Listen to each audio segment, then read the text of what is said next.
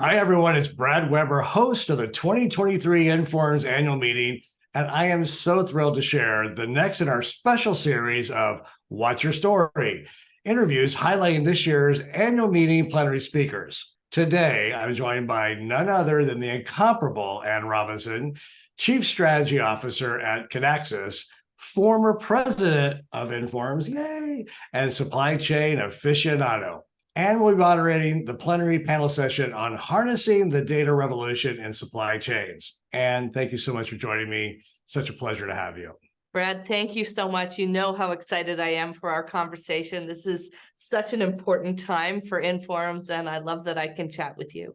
Absolutely. So to start off with, let's talk about what's been going on in your world, particularly since your last What's Your Story interview in 2018.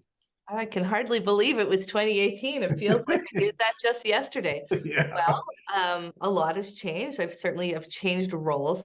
In 2019, I joined Kinaxis as Chief Strategy Officer. And many people ask, well, how is that transition from supply chain analytics to join Kinaxis? Well, Kinaxis is a supply chain software vendor. And as part of my role, I'm responsible for thought leadership. And thought leadership is really around identifying what are those innovations importance to supply chain. And of course, many of those come out of the OR and analytics community. My team's also responsible for our academic program, which is of course our opportunity to have many meetings and many handshakes with the Informs academic community. So it's been a really wonderful transition. As part of that, I moved back to Canada, which so many of you know that I'm Canadian, and that was a really great place to be, particularly during 2020 to 2022 when we were all locked inside. Yes, well, I love Canada and I love Ottawa, so I've been there many, many times. So you definitely were in a very good place.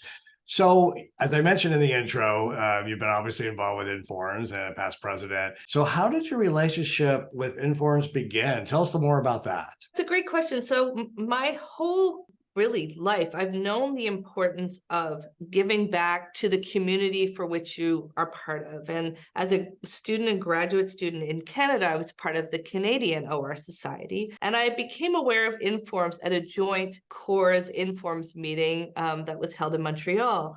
As I moved to the US and started my grad school in California, immediately I knew this is an important community to be part of because it's the world that you're going to follow through. I say frequently, we don't necessarily stay in a job our whole career. Like once upon a time, you would have stayed with somebody your whole career.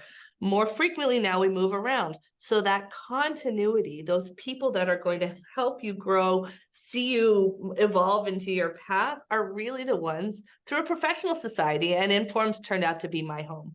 Very early on, I was exposed to the Informs Roundtable, and I met a group of people at various stages along a career path I only dreamed about having. And so it was fantastic. It's been fantastic. I thank Informs for creating who I am today. I love that. There's so many things that you said in there that are so critical, particularly about creating that sense of community, and particularly as we do evolve and move from place to place. So let's transition over to the annual meeting. So tell me about your experiences and your favorite part of attending the Informs annual meeting and why. Well, the annual meeting has gone through such a transformation over the last decade or so, and just the number of people who attend, that is hands down my favorite part, whether it's the shiny new grad students showcasing their new ideas, or it's reconnecting with friends and colleagues that I've known for decades. Just the power of the Informs community and network, and you see it all come to life at the annual meeting. This will be my third annual meeting, and I couldn't agree with you more about the energy, and I love going up and interviewing people. They're so excited to be there, and lots of hugs and lots of smiles, so you're absolutely right. So you'll be chairing a plenary session on harnessing the data revolution in supply chains. Can you kind of share how did this panel come together and the topic? This has been a critical topic. It's been interesting to see supply chains themselves go from sort of being a something that people would almost turn their nose up at or had no interest in talking about, to them becoming a very critical part of the conversation. Are you the reason I can't get my new car? What's happening? And you would hear the word supply chain. Well, at the same time, certainly Informs and the theme of this meeting is really around data. So in speaking with the conference organizers, they reached out and said, I think there's a really interesting conversation to be had around harnessing all this data and what it means from modern day supply chain. On top of that, they said, we'd like to try something a little different and make it a panel instead of a plenary talk. I said, I'm always up for the challenge. I know a lot of great people that have opinions on this topic, so let's do it. Let's make it happen. Let's talk a little more about that. So tell us about some of the unique perspectives of those, your panelists that will be there that day. Feryal Erhun, Professor Erhun, is at Cambridge Judge, so she's in the UK. She has a depth of expertise in supply chain analytics, so really can talk about how the analytics have evolved over time in the context of supply chain. Then we'll bring someone like Kelly Thomas to the stage. So Kelly is the CEO of Worldlocity, which is a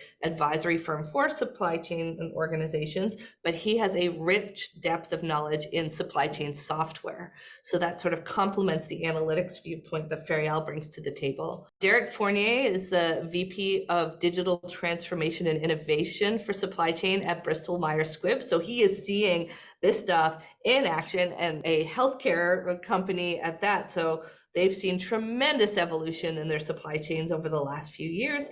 And then last but not least, an Inform's favorite, Professor Pascal Van Hentenryck from Georgia Tech and the director of the AI for Op Institute. He's really looking at the next evolution of algorithms, particularly artificial intelligence meets optimization, and what does that mean in various spaces. So they all come with a slightly different background, but with an opinion certainly on this topic. And it should be a really interesting conversation. I'm sure, it's interesting. You mentioned about supply chain up until, right at the pandemic. I think there's not a citizen on this planet that does not know the term supply chain. That is true. Wow. Probably the most researched phrase ever. So what are some of the main points that you hope really get expressed and come out from that discussion? Supply chain's going through really interesting evolution. A chain, it's really a supply network. And there's tremendous amount of volatility throughout that network. So what I want our audience to take away, we need new methods for tackling supply chain performance.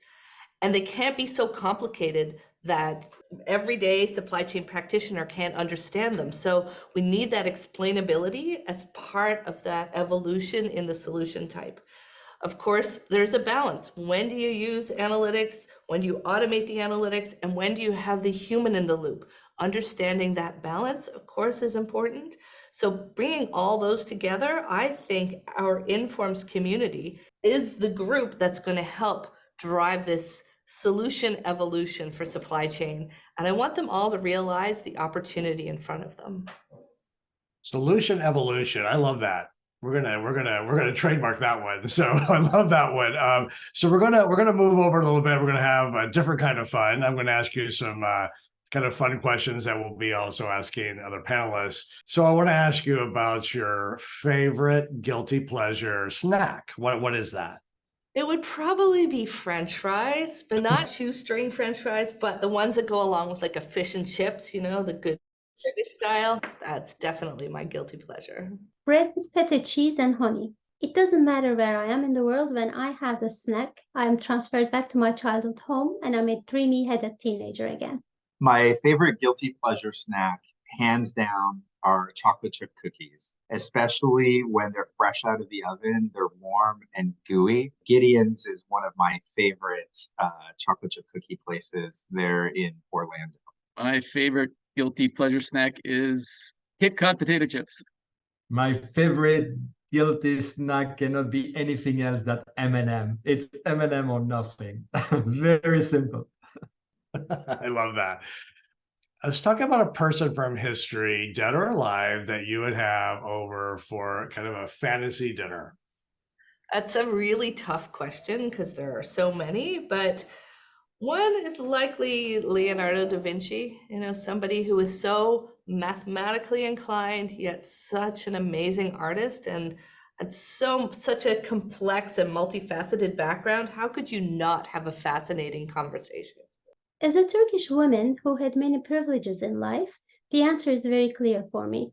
The founder of modern Turkey, Atatürk. I'm here today thanks to his wide-ranging and ambitious reforms, especially on education, on women's rights, and economic development. For example, Turkey was relatively early in granting women the right to vote, due in large part to the efforts of Atatürk, who was a strong advocate for women's rights, and he believed that women should play an equal role in society. He was also a great strategist, and it would be great to hear his insights about world affairs today. I think the person from history that I'd like to have dinner with would be John Glenn. He was the first American astronaut in space, and he also went back to space as a senior citizen. So I think he'd have just a really interesting story to tell. Person from history I would most like to have dinner with is Winston Churchill. Person alive that I would like to meet. Well, imagine if you can have a party which is organized by John Boy Norman and having as invitee Richard Feynman. That's what I want. All right. So are you doing what you were supposed to do when you were thinking about as a small kid? So what was your dream job as a kid? So I will admit that I did go back and ask my mom what I might have said, and almost without missing a beat, she said, board game designer. You made board games out of everything. And I'm like, you know what, that sounds pretty good. Maybe I should be considering something different. But yes, as a child, I really loved board games and I really loved creating my own versions. That's a really easy one. I always wanted to be a medical doctor. I especially wanted to be a psychiatrist. My dream job as a kid was to be an astronaut. I really, really wanted to go into space. And this is tied back to why I want to meet John Glenn. My dream job when I was 7 years old was truck driver. My dream job when I was a child. Okay, so this is not a single thing. So I first wanted to be a politician because I wanted a big car. And then I changed my mind. I wanted to be an actor. And then I changed my mind again because I wanted to be more realistic and I wanted to be a journalist. And obviously I'm none of those things, but in a sense, every one of us is a little bit of a politician. There's a little bit of acting and is also a little bit of a writer. So, well, it doesn't fit too badly, right? So you have stumbled upon a magic lamp and the genie has popped out and said, you get one wish. What would that be? This one is a little touches close to the soul, and I would say it's probably eradicate cancer. And I know that's a very heavy answer, but that is absolutely my wish. A sustainable solution for world hunger. And if possible, achieve that with the involvement of operations management researchers. If I had a free wish from a magic lamp, it would be to create or manipulate time. Time is the only resource that disappears, that we can't create more of. And so I'd like to have some more. Sometimes I want longer time on vacation, and sometimes I want more time to finish a task. If I had a free wish from a magic lamp, I would wish for long, happy, and healthy lives for my kids. Wish from a magic lamp. So I'm reading this book that says that we should never wish for anything. And so I don't know if this is true or not, if this is good or not, but let me answer the question like, I don't want to wish for anything, but I'm thinking about work in progress, right? And if I would like to have something which is work in progress, that would be finding really, kind of refining these collaborations that we have between academia and industry. If in the last 5 years I can do that, I would be the happiest man on earth. So I just want to say thank you so much for joining me today. I'm so excited to have talked to you, so excited to see you in Phoenix, and for everything you've done and continue to do and will do for Informs. So again, thank you for your time. It's been a sheer pleasure. Thanks, Brad. I've really enjoyed our conversation.